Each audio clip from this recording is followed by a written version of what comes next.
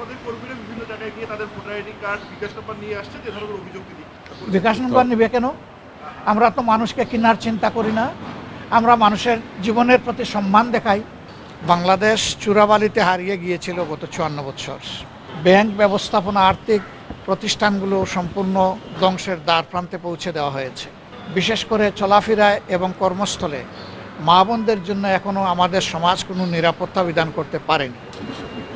শেষ রাত পর্যন্ত কাজ করে আবার ফজরের পর কোনো জায়গায় গিয়ে কাভারেজের জন্য হাজির হওয়া বড় কষ্টের। আপনাদের এই কষ্টের পরেও যে আপনারা ত্যাগ স্বীকার করে এখানে এসেছেন, এই জন্য আমরা কৃতজ্ঞতা এবং ধন্যবাদ জানাই। আলহামদুলিল্লাহ, গতকাল থেকে সারা বাংলাদেশে আসন্ন জাতীয় সংসদ এবং গণভোট যে অনুষ্ঠিত হবে, জাতীয় সংসদ নির্বাচন আর গণভোটের প্রচারণা শুরু হয়েছে। সরকারের আগেই গণভোটের প্রচারণা শুরু করেছেন, কিন্তু আরপিওকে সম্মান করতে গিয়ে আমরা ওরকম প্রকাশ্য প্রচারণায় আমরা সামিল হইনি। আমরা যে বার্তাটা আপনাদের মাধ্যমে দিতে চাই প্রিয় দেশবাসীকে, বাংলাদেশ চোরাবালিতে হারিয়ে গিয়েছিল গত 54 বছর। দেশের লাভ যে কিছুই হয় নাই তা আমরা বলবো না, কিন্তু লাভের চেয়ে ক্ষতি হয়েছে অনেক বেশি। বিশেষ করে দেশের সবগুলা সাংবিধানিক গণতান্ত্রিক প্রতিষ্ঠানকে ধ্বংস করা হয়েছে এবং জাতির ঘাড়ে বিপুল পরিমাণ ঋণের বোঝা রেখে যাওয়া হয়েছে। ব্যাংক ব্যবস্থাপনা, আর্থিক প্রতিষ্ঠানগুলো সম্পূর্ণ ধ্বংসের দ্বার প্রান্তে পৌঁছে দেওয়া হয়েছে। আগামীতে যারাই সরকারে আসবেন, আমরা আসি বা অন্যরা আসুন, এটি একটা বিশাল চ্যালেঞ্জ। এর পাশাপাশি আমাদের বিপুল সংখ্যক শিক্ষিত যুব সমাজ এখনও বেকারত্বে ভুগছে দারুণভাবে। এগুলো আমাদের মোকাবিলা করতে হবে। কর্মক্ষেত্রে এখনও কর্মীবান্ধব পরিবেশ অনেক জায়গায় নিশ্চিত হয়নি। বিশেষ করে চলাফেরায় এবং কর্মস্থলে মা বোনদের জন্য এখনও আমাদের সমাজ কোনো নিরাপত্তা বিধান করতে পারেনি। এই সব চ্যালেঞ্জগুলো আমাদের সামনে আছে। এই প্রেক্ষাপটে আমাদের জাতীয় সংসদ নির্বাচন অনুষ্ঠিত হচ্ছে। আমাদের প্রথম বার্তা হচ্ছে, দেশের স্বার্থে একটা জায়গায় সকলেরই ঐক্যবদ্ধ থাকা উচিত। 2 নম্বর হচ্ছে, পরস্পরকে আঘাত না করে নিজের কর্মসূচি নিয়ে জনগণের কাছে যাওয়া প্রয়োজন। জনগণ যাদেরকেই তাদের মূল্যবান ভোট দিয়ে, সমর্থন দিয়ে, ভালোবাসা দিয়ে কবুল করে নেবে, গ্রহণ করে নেবে, আমাদের সকলের তার প্রতি শ্রদ্ধা প্রদর্শন করা উচিত। ভিন্ন কোনো কায়দায় নির্বাচনের ফলাফলকে প্রভাবিত করার যে কোনো অসৎ উদ্দেশ্য থেকে সকলেরই বিরত থাকা উচিত। রাষ্ট্রের কোনো পর্যায়ের কারোই এতে সম্পৃক্ত হওয়া উচিত নয়। এরপরে আমরা জীবনের এই প্রথমবারের মতো আমরা মূল থেকেই এই পরিবর্তনের 24-এর পরিবর্তনের গোড়া থেকে আমরা দাবি তুলেছিলাম যে বিদেশে আমাদের বিপুল পরিমাণ প্রবাসীরা বসবাস করেন। তারা খেটে খুঁটে নিজেদের ঘাম জড়িয়ে যেটুকু উপার্জন করেন, দেশের জন্য রিমিটেন্স আকারে তাই পাঠান এবং অর্থনীতির চাকাকে মূলত এটাই সচল রেখেছে। তাদের ভোটের অধিকারটা সেরকম ছিল না। আমরা দাবি তুলেছিলাম যে প্রবাসীদের ভোটের অধিকার নিশ্চিত করতে হবে। এই দাবিতে আমরা আন্দোলন করেছি, বিভিন্ন জায়গায় স্মারকলিপি পেশ করেছি। শেষ পর্যন্ত সরকার এবং নির্বাচন কমিশন আমাদের এই দাবির প্রতি সম্মান প্রদর্শন করেছেন। আমরা তাদের প্রতি কৃতজ্ঞ এবং ধন্যবাদ জানাই। ইতিমধ্যে পোস্টাল ব্যালট যাওয়া শুরু হয়েছে, কিন্তু বেশ কিছু জায়গায় এখনও ব্যালট পৌঁছায়নি। সময় একেবারেই ঘনিয়ে এসেছে। আমরা নির্বাচন কমিশনকে এই ব্যাপারে যথাযথ উদ্যোগ নেওয়ার জন্য অনুরোধ করব। এটা যেন নিশ্চিত হয় এমন সময়ের ভিতরে, যাতে করে এই ব্যালট আবার ভোট নিয়ে ফেরত আসতে পারে। যদি তা না আসতে পারে, তাহলে এটা জাতির জন্য খুবই দুর্ভাগ্য হবে। প্রবাসী ভাই বোনদের প্রতি আমাদের অনুরোধ, আপনাদের এই যে অধিকারটা প্রতিষ্ঠিত হয়েছে, এই অধিকারটা যদি মজবুতভাবে প্রতিষ্ঠিত হয়, ভবিষ্যতে আপনারা যে বিভিন্ন ক্ষেত্রে বঞ্চনার শিকার, তার একটা শক্ত প্রতিকারের ব্যবস্থা আপনাদের হাতে তুলে দেওয়া হচ্ছে। কাজেই আপনি যাকেই ভালোবাসেন, যে দলটাকেই পছন্দ করেন, যে ব্যক্তিটা আপনার পছন্দের, আপনি নিঃসংকোচে তাকেই ভোটটা দেবেন।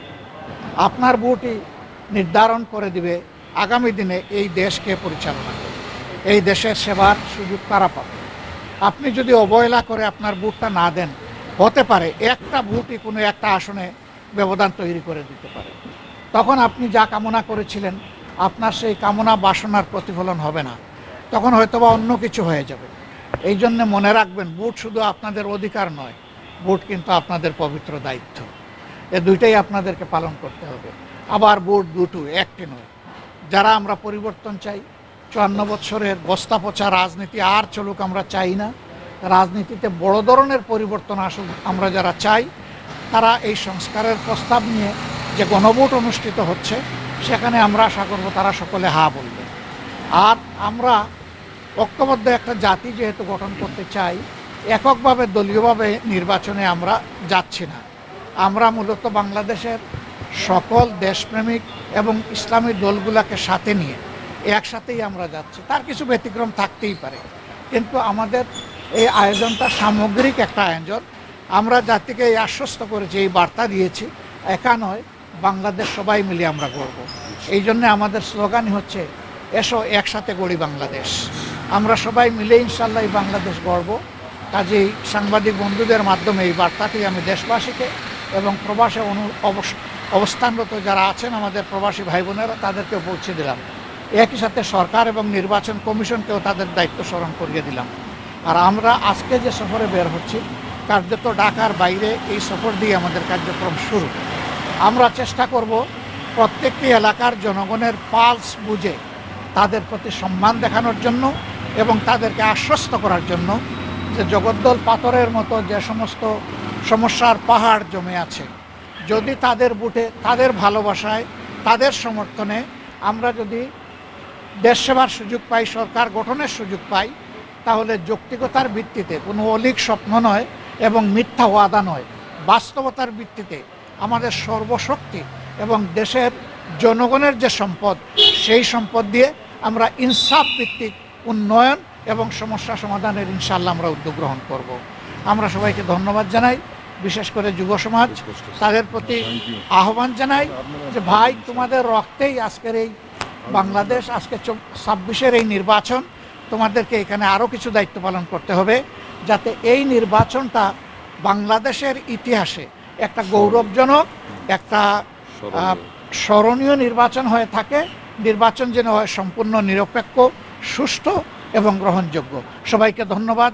আসসালামু আলাইকুম ওয়া রাহমাতুল্লাহ। আমি এক পদের কর্মীরা বিভিন্ন জায়গায় গিয়ে তাদের ভোটার আইডি কার্ড, বিকাশ নাম্বার নিয়ে আসছে, যে ধরনের অভিযোগ দিই। বিকাশ নম্বর নিবে কেন? আমরা তো মানুষকে কেনার চিন্তা করি না, আমরা মানুষের জীবনের প্রতি সম্মান দেখাই। যারা নিজেরাই এই কাজ করেন তারা উদুরপুন্ডি বুড়ুর গাড়ে এখন চাপানোর চেষ্টা করছেন। আমরা এই ধরনের অনেক কার্ডের 10 টাকা দামে কেজির মতো অনেক কার্ডের মানুষকে লোভ দেখানো হচ্ছে, মানুষকে ফ্ল্যাট এখনই যেন হাতে তুলে দেওয়া হচ্ছে।